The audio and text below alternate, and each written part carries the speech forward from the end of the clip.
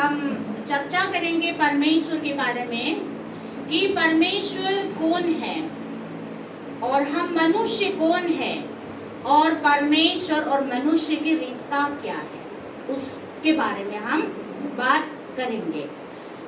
तो पहला पॉइंट्स में परमेश्वर कौन है, इसको हम पूरी जिंदगी भी हम बात करेंगे तो नहीं कर पाएंगे। इतना बड़ा हो तो उसमें से एक बिंदु भी हम नहीं बोल पाएंगे आज, क्योंकि वो परमेश्वर है कि इतना महान परमेश्वर जो है, हम उसके बारे में इतना भी हो तो हम इतना छोटी सी बिंदु भी नहीं बोल पाएंगे। फिर भी उस बिंदु तक को भी हम बोलने की कोशिश करेंगे। उत्पत्ति 1:8 में लिखा है, उत्पत्ति 1:8 में लिखा है कि यीशु मसीह ने कहा अल्फा और ओमेगा, आदि और अंत में ही हूँ। और सॉरी, उत्पत्ति नहीं, मैं प्रकाशित वाक्य थोड़ा उम्र ज्यादा हो गया शायद, मैं देख रही हूँ यहाँ पर प्रकाशित लिखा है मैंने, फिर भी मुंह से निकला उत्पत्ति, माफ कीजिएगा। और वही प्रकाशित वाक्य 22:13 में फिर लिखा यीशु मसीह ने आदि और अंत में ही हूँ, अल्फा और ओमेगा में ही हूँ। यीशु मसीह परमेश्वर आदि भी है और अंत भी है। बहुत लोग ये समझता है कि खास जब हम जैसे जो हिंदू रिवाज से जो आते हैं उनसे जब हम बात करते हैं, आपका यीशु मसीह तो 2000 पहले है से ही मतलब शुरू है। वो लोग आपकी मसीह भी नहीं बोला, धर्म, ये जो ईसाई धर्म है ये तो सिर्फ 2000 साल पहले शुरू है। हमारा हिंदू तो हजारों, उससे हजारों पहले शुरू है, ऐसे बोलता है। लेकिन क्योंकि वो अनजान था इसलिए उन्होंने ऐसे कहा। बाइबल बताती है यीशु ने क्या कहा, आदि भी मैं हूँ अंत भी मैं हूँ। तब तो कोई सवाल नहीं, आदि परमेश्वर है, अंत भी परमेश्वर है। यूहन्ना 1:1 में क्या लिखा है, आदि में वचन था, वचन परमेश्वर के साथ था और वचन परमेश्वर था। वही आदि में परमेश्वर के साथ था। सब कुछ उसके द्वारा उत्पन्न हुआ, ऐसे कोई वस्तु नहीं है उसके बिना उत्पन्न हुआ है। उत्पत्ति 1:1 में आदि में परमेश्वर ने आकाश और पृथ्वी की सृष्टि की। आदि कब है, मनुष्य जान नहीं सकते। अंत कब है, मनुष्य विचार कर ही नहीं सकते। अगर परमेश्वर की शुरुआत हम जान सकते हैं, उसकी अंत हम जान सकते हैं, तो इसका मतलब वो परमेश्वर नहीं हो सकता। जो जीवित और सच्चा परमेश्वर, उसका अंत हम नहीं जान सकते, उसके आदि हम नहीं जान सकते। उसमें उसको बहुत ज्यादा नहीं बताएंगे। और दूसरा में परमेश्वर यीशु मसीह, उत्पत्ति 1:1 में क्या लिखा, आदि में परमेश्वर ने आकाश और पृथ्वी की सृष्टि की। बस एक ही सेंटेंस से आसानी से पढ़ा, लेकिन ये आकाश है क्या, पृथ्वी है क्या, उसके बारे में हम थोड़ा चर्चा करेंगे। मैं थोड़ा टुकड़े टुकड़े करके उसके बारे में मैं बात करूंगी। ये बात मेरे मन में जब आया, 3-4 दिन से मैंने अपने बेटी को पढ़ाया, तो क्लास 6 में है, वो 6ठी क्लास में आए हैं, तो अभी उनके सब्जेक्ट में ज्योग्राफी भी आ गया। तो उनके लिए नया सब्जेक्ट है, टर्म्स वगैरह उनको समझ में नहीं आया, तो हम उनको साथ साथ में पढ़ा, फिर इंटरनेट में ढूंढा, पिक्चर निकाला, ऐसे पढ़ता है, ऐसे पढ़ा। दुनिया कैसे है, दुनिया के साथ साथ में क्या क्या है, इसको हम पढ़ते गया। मैं तो और गहराई सोचने लगे, और गहराई में ढूंढने लगी इंटरनेट में क्या क्या होता है, दुनिया कितना बड़ा है, दुनिया की तरह कितना और भी चीज है, उसके बारे में मैं पढ़ते गया। तो इसी में मेरे मन में परमेश्वर कितना महान है। हमने आराम से पढ़ा, आदि में परमेश्वर ने आकाश और पृथ्वी की सृष्टि की, आसानी से पढ़ा। पृथ्वी है क्या, आकाश है क्या, उसके बारे में हम थोड़ा और ज्यादा गहराई में हम सोचेंगे। मैं एक उदाहरण अभी मन में आया, कुछ दिनों पहले मेरे भाई लंदन में 3 साल रह के आया था, उनकी पोस्टिंग 3 साल की था।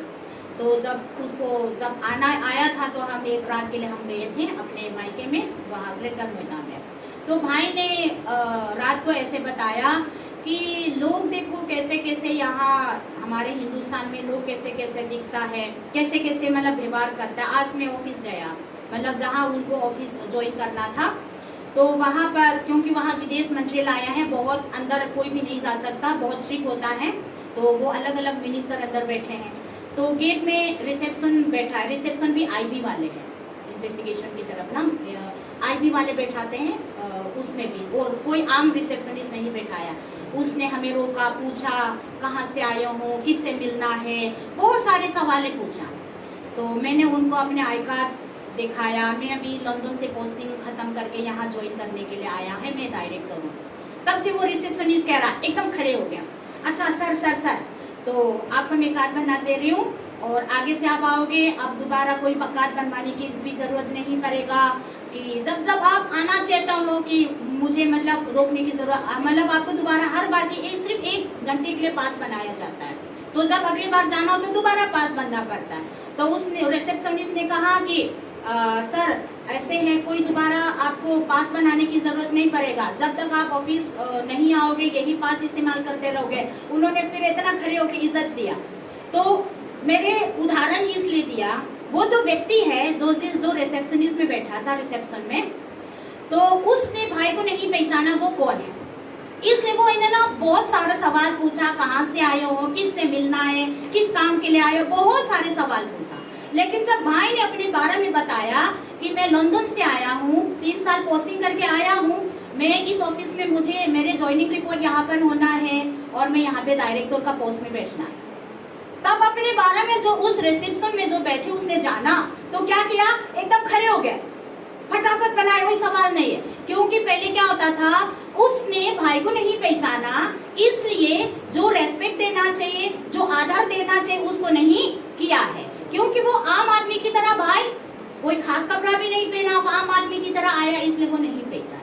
जब पहचाना उसकी पोजीशन क्या है, वो किस काम के लिए आया है, उस ऑफिस में ज्वाइनिंग होना है, वो डायरेक्टर की पोस्ट में बैठना है, तब तो वो खड़े हो गए, सीधा बैठे नहीं, फटाफट कार्ड बनाया। दोबारा कार्ड आपको जब तक आना, ज्वाइनिंग नहीं है, अभी भी छुट्टी पर है वो लोग, जब पोस्टिंग एक बार खत्म होता है तो 1 महीने की करीब लीव देता है। तो मेरे क्या कहने का मतलब क्या होता है, हम बोलते हैं परमेश्वर परमेश्वर, ऊपर वाले ऊपर वाले। हम परमेश्वर क्या है, उसकी कितना महान है, उसकी कितना शक्ति है, जब हम उसको अच्छी तरह से जानेंगे तो हम बिना घुटने टेककर परमेश्वर के चरणों में जाना हमारे लिए एक शर्म की बात हो जाएगा। मेरे बात पकड़ में आ रहे हैं ना, हम जानेंगे कि परमेश्वर है क्या, हमने मुंह से बार बार परमेश्वर परमेश्वर, ऊपर वाला, ये सब कुछ है, लेकिन हम अच्छी तरह से जानेंगे उसने किया क्या है, वो कौन सी पोजीशन में है, वो कौन सी कुर्सी पर बैठा है, तब हम अच्छी तरह से जान पाएंगे वो कहाँ है और हम कहाँ हैं। हम अपनी पोजीशन को जानेंगे, हम अपने स्थिति को और ज्यादा पहचान पाएंगे, परमेश्वर कहाँ और हम कहाँ, और उसने हमको क्या ठहराया, उसने हमको फिर भी अपने हाथों से उठाया, तब हम उसकी कैसे आदर करना है, उसकी कैसे महिमा करना है, उसको कैसे उनके साथ बातें करना है, उनके हमें कितना तक हमें आज्ञाकारी होना चाहिए, वो हम समझ पाएंगे। जैसा अभी मैंने उदाहरण जो मन में आया, तो हम यशाया 45 का 12 में हम देखेंगे तो ऐसे लिखा है, यशाया 45 का 12 में ऐसे लिखा है, परमेश्वर ने कहा, मैं ही ने पृथ्वी को बनाया, मैं ही ने यानी परमेश्वर ने, मैं ही ने पृथ्वी को बनाया और उसके ऊपर मनुष्य सृजा है, मैंने अपने ही हाथों से आकाश को ताना और उसके सारे गणों को आज्ञा दी है। आकाश को ताना मतलब जैसे औरत कपड़ा धोकर चादर को ऐसे सुखाने के लिए डाला फैलाकर, इसी तरह परमेश्वर ने क्या बोला, मैंने ही अपने हाथों से आकाश को ताना। उनके लिए एक छोटी सी कपड़ा की तरह है, बाद में हम बताएंगे आकाश कितना बड़ा है, ठीक है। जो परमेश्वर ने, जिसकी हम आराधना कर रहे हैं, जिसकी हम विश्वास कर रहे हैं, जिसकी हम उपासना कर रहे हैं, वो परमेश्वर ने आकाश को मैंने ताना, और आकाश को ताना मतलब एक कपड़ा फैलाकर जो हम सुखाने के लिए तानते हैं, है ना, इसी तरह मैंने आकाश को अपने ही हाथों से तांगा। और जो भी आकाश में है मैंने उनको आज्ञा दिया है। भजन संहिता 147 का 4 में ऐसे लिखा है, भजन संहिता 147 का 4 में ऐसे लिखा है, वह यानी परमेश्वर तारों को गिनता और उनमें से एक एक का नाम रखता है, एक एक का नाम रखता है। कितना तारे होंगे कौन जानता है? कोई नहीं, है ना। इतना विज्ञान है आज तक जो साइंटिस्ट लोग सीख रहा है, ढूंढ रहा है, लेकिन कितना है नहीं पता पाया। परमेश्वर ने क्या बोला? तारों को गिनती किया, मैंने ही गिना है, मैंने ही बनाया है, मैंने उनका एक एक नाम को रखा है। आयुब 26:7 का अंतिम लाइन में ऐसे लिखा है, आयुब 26 का 7 में बी पार्ट में ऐसे अंतिम लाइन में लिखा, और बिना तेग पृथ्वी को लटकाए रखता है, और बिना तेग पृथ्वी को लटकाए रखता है। परमेश्वर ने जो कार्य किया है, आज जो साइंटिस्ट है, जो वैज्ञानिक होते हैं ना, साइंटिस्ट को वैज्ञानिक लोग दुनिया के बड़े बड़े देश, रशिया, अमेरिका, बड़े बड़े देश कि वैज्ञानिक लोग ने, हमारे भारत का भी, दुनिया कैसे है, अब दुनिया को कुछ साल पहले गोल है पता चला, उनको बहुत आश्चर्य हुआ, हाँ दुनिया गोल है, दुनिया गोल है। हमारे पूर्वजों बहुत साल पहले दुनिया ऐसे मतलब प्लेन है ना, दुनिया इसी तरह है, मतलब प्लेन मैदान है ना, प्लेन है। अब वैज्ञानिक लोग ने पता चला दुनिया गोल है, तो सब आश्चर्य, दुनिया गोल है, दुनिया गोल है। आयुब में क्या लिखा? सिर्फ गोल नहीं है, परमेश्वर ने क्या किया? बिना टेक में उसको हवा में लटकाया। छोटी सी मोबाइल में बिना टेक के हवा में लटकाने की कोशिश करेंगे तो क्या होगा? गिर जाएगा, है ना, गिर जाएगा ना। अब हम कुछ भी टांगना होगा, हम बिना टेक के कुछ लगा सकते हैं? कील।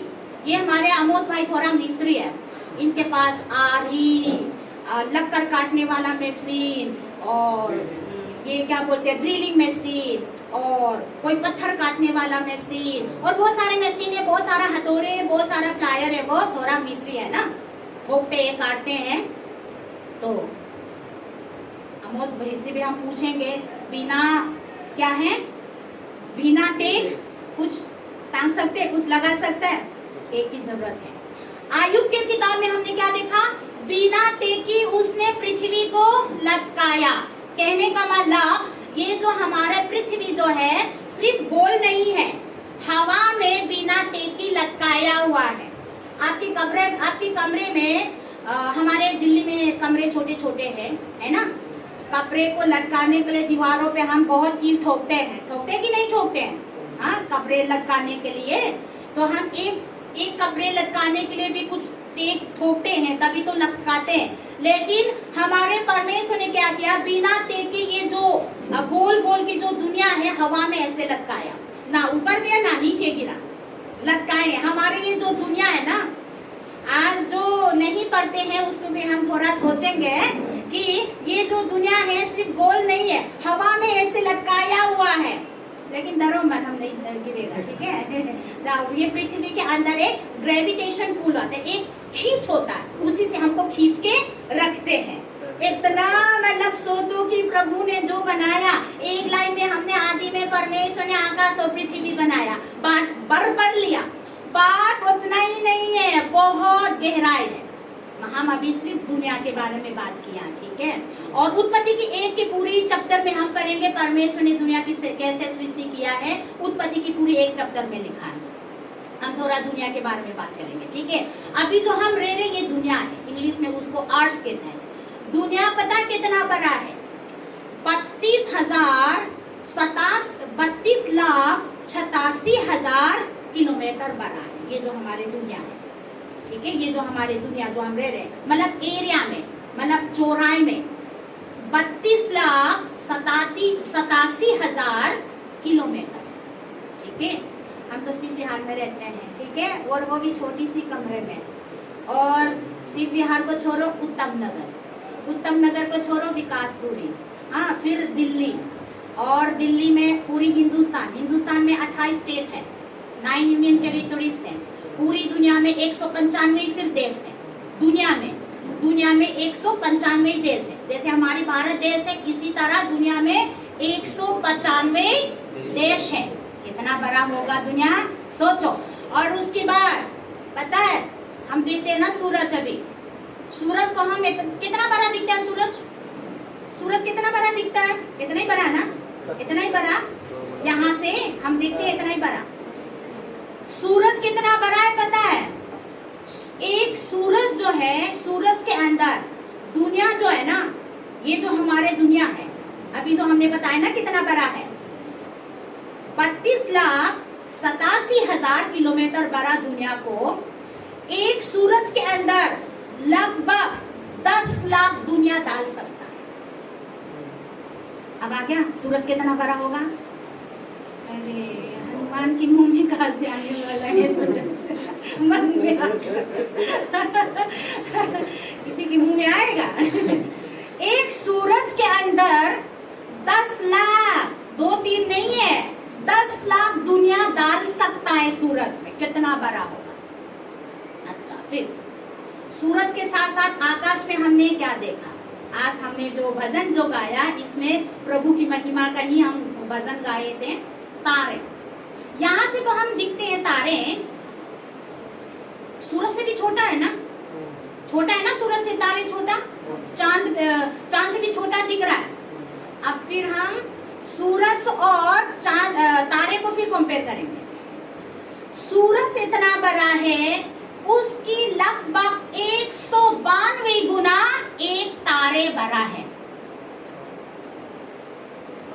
अभी तक मेरी बातें में आ गए क्या बहन लोग? मैंने बहुत सिंपल शब्द में निकाल के बताया बहुत सिंपल शब्द में निकाल के बताया। एक सूरज जो है उसकी 192 गुना एक तारा बड़ा है। हमने तो इतना ही दिख रहा है। और उसके बाद पूरी स्पेस में, यानी अंतरिक्ष, ये सब भी मैं सीख के आई हूँ, निकाल के स्पेस को मैंने हिंदी में कभी नहीं पता। अंतरिक्ष या तो यूनिवर्स, ब्रह्मांड, थोड़ा हम भी शुद्ध हिंदी इसलिए सीख रहे हैं। अंतरिक्ष यानी स्पेस, दुनिया को छोड़ के पूरी स्पेस में, हम तो सिर्फ दुनिया वर्ल्ड बोलते हैं। ये तो पूरी स्पेस की एक बिंदु की तरह है, उससे भी छोटा है, एक बिंदु से भी छोटा है। पूरी अंतरिक्ष में लगभग 10,000 करोड़ तारे हैं। 10,000 करोड़ पूरी गैलेक्सी में है। अब हम कहाँ हैं? अब हम तो बिंदु भी नहीं रहा। तो मैंने इसको क्यों बताया कि हमारा परमेश्वर ने जो सृष्टि किया है ना, बहुत महान है। परमेश्वर ने जो सृष्टि किया है, पूरी दुनिया, पूरी समय वैज्ञानिक लोग, साइंटिस्ट लोग ढूंढते रहेगा। एक सैटेलाइट को जब मिलता है, साइंटिस्ट लोग बहुत घमंड करता, एक और सैटेलाइट मिल गया है। यहाँ पे 10 करोड़ से ज्यादा तारे हैं। अब हम कहाँ हैं? हम शिव विहार से, अभी देखो दिल्ली से भारत से पूरी दुनिया, और दुनिया से एक लगभग 10 लाख इतना बड़ा दुनिया हो, लगभग 10 लाख सूरज के अंदर डाल सकता है। और सूरज की 192 गुना एक तारा बड़ा है। और पूरी स्पेस में लगभग, ये भी सब लगभग है, कोई एकदम एग्जैक्ट नहीं मिल सकता, लगभग 10 करोड़ तारे हैं। उसको परमेश्वर ने चुटकी में बनाया है। और पूरी इंसान मिलके भी पूरी जिंदगी, पूरी समय भी खर्च करेंगे, परमेश्वर ने जो बनाया उसके बारे में ना पढ़ पाएंगे, ना सीख पाएंगे, और ना पूरा जान पाएंगे। इसी तरह परमेश्वर का प्रेम भी इतना गहराई है, हम पूरी जान नहीं पाएंगे। ये सृष्टि है परमेश्वर का। और उसके बाद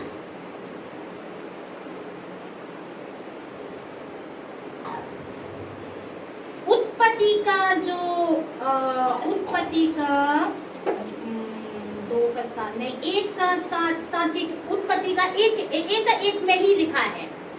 परमेश्वर ने जल और जल के बीच में हवा भर दिया। तब उसने ऊपर की जल को और नीचे की जल से अलग किया। जल और जल को अलग किया।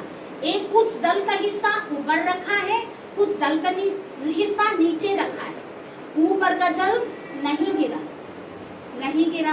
गिरने के लिए आज हम प्रार्थना काफी दिन से कर ही रहे हैं। परमेश्वर का बिना, मर्जी के बिना एक बूंद भी नहीं गिर रहा है, जल ऊपर रखा है। परमेश्वर कितना अद्भुत है, कितना महान है। रोमियो 1 का 18 से लेके 21 तक कोई जवान जोर से पढ़ लीजिएगा। रोमियो 1 का 18 से लेके 21 तक। परमेश्वर का क्रोध तो उन लोगों की सब अभक्ति और अधर्म पर स्वर्ग से प्रकट होता है जो सत्य को अधर्म से दबाए रखते हैं, इसलिए कि परमेश्वर के विषय का ज्ञान उनके मनों में प्रकट है, क्योंकि परमेश्वर ने उन पर प्रकट किया है।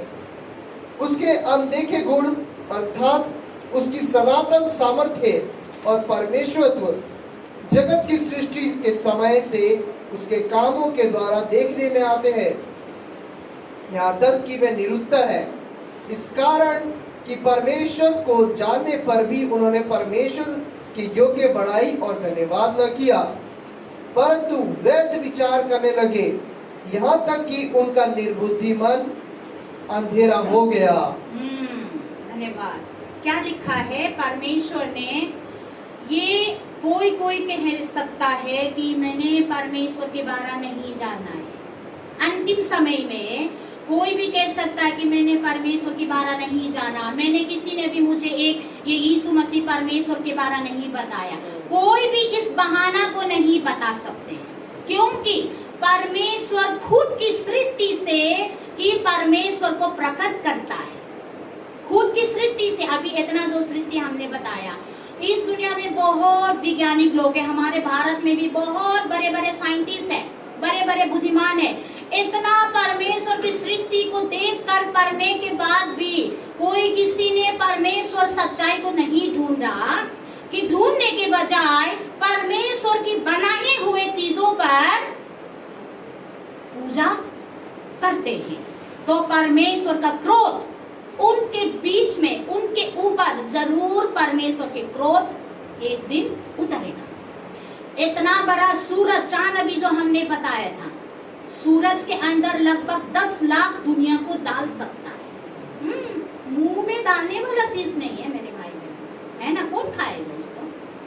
तो इतना उसको जानने के बाद भी सूरज को बनाने वाला परमेश्वर कौन है उसने नहीं ढूंढा।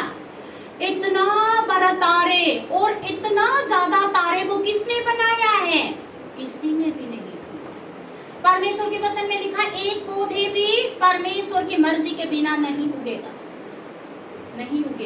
एक भी गुरैया, एक भी चिड़िया परमेश्वर की मर्जी के बिना नहीं गिरेगा। तब इतना सारा विज्ञान लोग है, इतना ज्यादा हमारे हिंदुस्तान में इतना पढ़े लिखे, जो अनपढ़ नहीं किया वो तो एक अलग बात है। इतना पढ़े लिखे हैं, MA, BA, MPhil, doctorate degree, PhD लाखों में है, फिर भी इतना परमेश्वर जो है उसकी सृष्टि को देखने के बाद भी अगर उसने परमेश्वर को नहीं ढूंढा है, तो उनके लिए कोई कल को बहाना नहीं होगा। परमेश्वर के क्रोध उस व्यक्ति के जीवन में जरूर होगा। रोमियो में लिखा है। अब हम दूसरे में आएंगे, मनुष्य। हम मनुष्य, अब हम परमेश्वर के बारे में का थोड़ा बहुत जान लिया है ना? थोड़ा बहुत है जो अभी हमने बताया है। हम पूरी नहीं बताएंगे, समय पूरी नहीं, पूरी जिंदगी भी हम बताएंगे, हम नहीं बता पाएंगे। वो इतना महान परमेश्वर और हम मनुष्य हैं, कहाँ हमारी शुरुआत कहाँ है उसके बारे में हम थोड़ा बताएंगे। कि उत्पत्ति का 1 का 26-27 में लिखा है कि तब परमेश्वर ने कहा, हम अब मनुष्य को अपने स्वरूप में, अपने समानता में बनाएंगे। और परमेश्वर ने मनुष्य को अपने रूप में, अपने ही समानता में सृष्टि किया है। भजन संहिता 139 का 14, 15, 16 में मैं पढ़ूंगी। भजन संहिता 139 139 14, 15 और 16 वचन में पढ़ूंगी। जिनके पास बाइबल नहीं, आप ध्यान से सुन लीजिएगा। ये यहाँ पर राजा दाऊद ने ऐसे लिखा है कि मैं तेरा धन्यवाद करूंगा, यानी परमेश्वर, मैं तेरा धन्यवाद करूंगा क्योंकि मैं भयानक और अद्भुत रीति से बनाया गया हूँ। तेरे काम तो अद्भुत है और मेरा मन इससे भली भांति जानता है। जब मैं गुप्त में बनाया और पृथ्वी की गहराइयों में निपुणता से रचा जाता था, तब मेरी हड्डियां तुझसे छिपी ना थी। तेरी आंखों ने मेरे बेदोल तब, उसको कैसे प्रोनाउंस करते हैं, तब को देखा और मेरे लिए जो दिन नियुक्त किए गए थे वे सब तेरी पुस्तक में लिखे हुए थे, जबकि उनमें से एक का भी अस्तित्व ना था। एक और वचन सृष्टि के बारे में उत्पत्ति 2:7 में क्या लिखा है कि तब परमेश्वर ने आदम को, यानी मनुष्य को, भूमि की मिट्टी से रचा और उसकी नाखनों में जीवन का सांस फूंका और आदम जीवित प्राणी बन गया। भजन संहिता में क्या लिखा है? जब तूने गुप्त से मुझको पृथ्वी की गहराइयों में निपुणता से रचा जाता था, पृथ्वी की गहराइयों में जब मुझे सृष्टि किया था। उत्पत्ति में क्या लिखा है? तब परमेश्वर ने आदम को भूमि की मिट्टी से रचा, भूमि की मिट्टी से रचा। और एक और सभोपदेशक का 3:11 की अंतिम वचन में ऐसे लिखा है, फिर उसने मनुष्यों के मन में अनंत काल का ज्ञान उत्पन्न किया है। परमेश्वर ने जब मनुष्य को सृष्टि किया है कि भूमि से मिट्टी निकाला। भजन संहिता में क्या है? जब तूने मुझको पृथ्वी की गहराइयों में जब निपुणता से रचा, मेरे हड्डियां तुझसे ना छिपी है। जब परमेश्वर ने आदम को, यानी सबसे पहला मनुष्य को मिट्टी से, भूमि से मिट्टी लेकर जब रचाया था, मेरे भाई और बहनों, आपका शरीर की सारे अंग भी उसी में परमेश्वर ने रच दिया है। देखो, कुछ जोड़ सकते हो जो मैं क्या कहना चाह रही हूँ? दुनिया की सृष्टि के समय में जब परमेश्वर ने मिट्टी की गहराइयों में से आदम को, यानी सबसे पहला मनुष्य पुरुष आदम को भूमि से मिट्टी से जब रचाया था, आपका हड्डी भी उसी में ना छिपा है। परमेश्वर ने उसी में आपको भी रच दिया है। अचानक आप आज ऐसे जन्म नहीं हुआ, आपके जन्म उसी समय से परमेश्वर ने तय कर लिया है। उसी समय में, उसी मिट्टी में परमेश्वर ने आपकी हड्डियों को भी एक भी उसके हाथों में नहीं छिपा। और परमेश्वर ने सभोपदेशक में क्या लिखा है? उसने मनुष्य के मन में, मनुष्य में अनंत काल रखा है। अनंत काल हमारे पास ऐसे आत्मा है जो उसकी अंत नहीं होगा। हमारे पास ऐसे आत्मा परमेश्वर ने रखा है, उसका अंत नहीं होगा, नहीं मर सकता आत्मा दिया है। परमेश्वर ने अपने ही आत्मा से हमको जीवित किया उस मिट्टी से पुतला बनाया, उसकी नाखनों में परमेश्वर ने जीवन का सांस फूका और आदम जीवित प्राणी बन गया। आपका जीवन, मेरा जीवन उसी समय से परमेश्वर के हाथों में, आपका एक भी हड्डी नहीं छिपा है, आपका एक बाल भी नहीं छिपा है। परमेश्वर ने कहा मैं तेरे बाल तक भी गिनती करके रखता हूँ। मनुष्य के शरीर में, ये जो हमारे शरीर में 206 हड्डियां हैं, 206 हड्डियां हैं, छोटा बड़ा, कि छोटी सी शरीर में 206 हड्डियां कहाँ रखा है परमेश्वर जाने, उसी ने बनाया। और उसके और ज्यादा 7 लाख करोड़ नस है हमारे शरीर में। नस हम जानते हैं ना, नस नर्व, इंग्लिश में उसको नर्व्स कहते हैं। वही हमारा दिमाग से पीछे हमारे स्पाइनल कोड है, पीछे में जो हड्डी है उसी में नस, छोटे छोटे हमारे हाथों में छोटे छोटे नस, पैरों में छोटे छोटे नस, सारा मिला के 7 लाख करोड़ के करीब हमारे इंसान की शरीर में नर्व यानी नस है।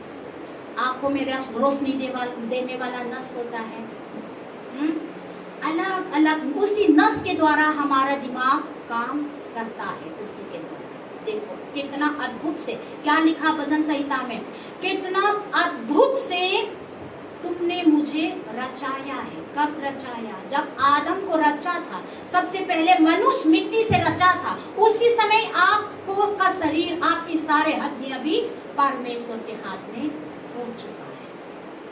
हाँ, अब मैं आखिरी में आ गया हूँ, लास्ट में। और क्या है कि इतना उस महान परमेश्वर ने आप और मुझको भी रचाया।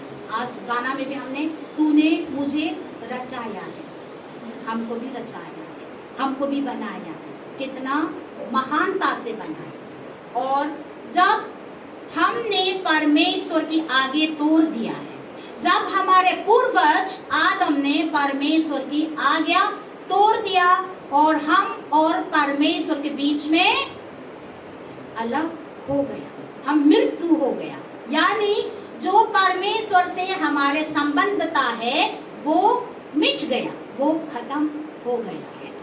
आखिरी वचन के लिए मैं पढ़ूंगी, यूहन्ना 3:16-17, सबको याद करता है, उस वचन को मैं पढ़ूंगी।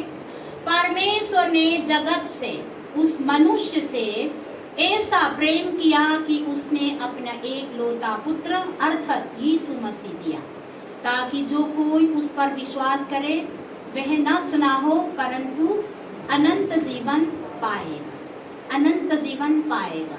परमेश्वर ने अपने पुत्र को इस जगत में इसलिए नहीं भेजा कि जगत को दोषी ठहराए, परंतु इसलिए कि जगत उसके द्वारा उद्धार पाए।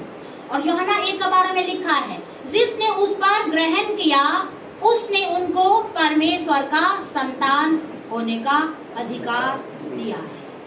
पहले उस परमेश्वर ने हमको सृष्टि किया, अपने ही जीवन से हमको जीवित किया है। जब हम उसकी आगे तोड़ दिया, जब हम उससे अलग हो गया है, फिर भी यूहन्ना 3:16 में क्या लिखा है, परमेश्वर ने जगत से यानी मनुष्य से इतना प्रेम किया। क्यों प्रेम किया? सभी काफी माँ है, अभी इसी वक्त आप लोग अपने बेटा या बेटी को क्यों प्यार करती हो? कोई जवाब देंगे? एक माँ, आप अपना बच्चों को क्यों प्यार करते हो?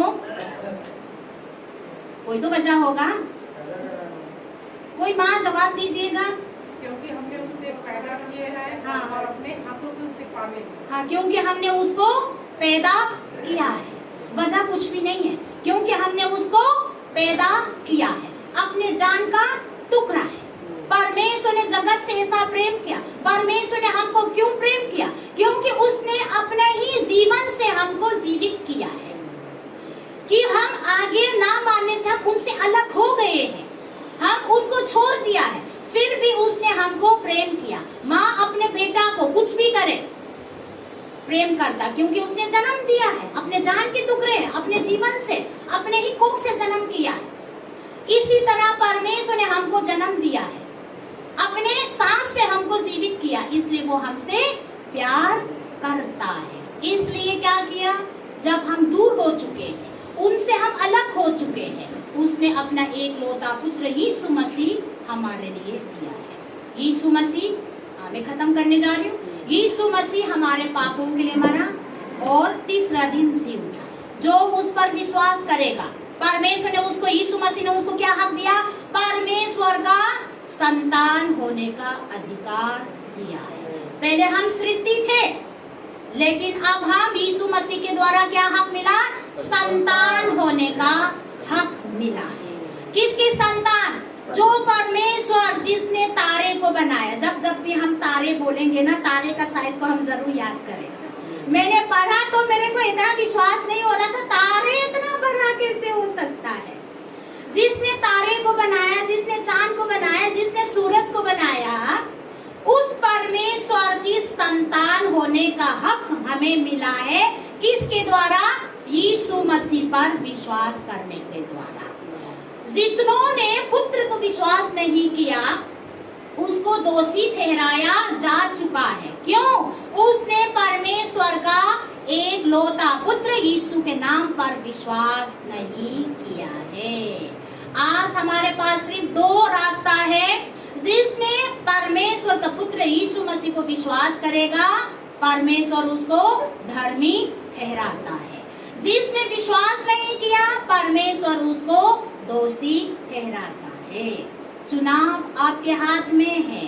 आप परमेश्वर की संतान बनना है या शैतान की संतान बनना है। यीशु मसीह के द्वारा हमको हक मिला है परमेश्वर का संतान होने का। जो पहले सृष्टि था, अब हमें संतान होने का अधिकार मिला। परमेश्वर ने हमको यीशु मसीह के द्वारा गोद लिया है।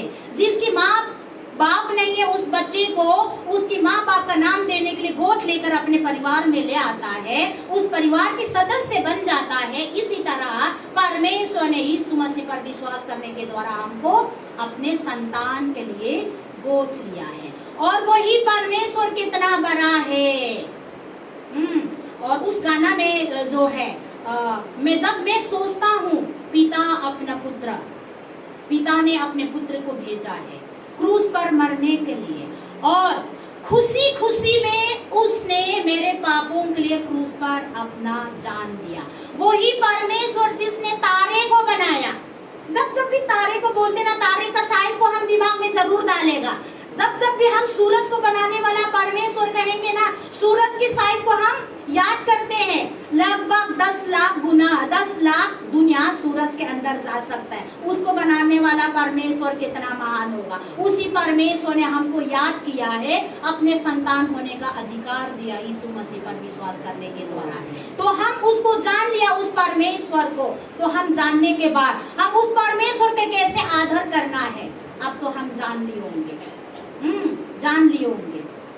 जूम की मीटिंग में भी एक थोड़ा अनाउंसमेंट की तरह मैं जोड़ूंगी।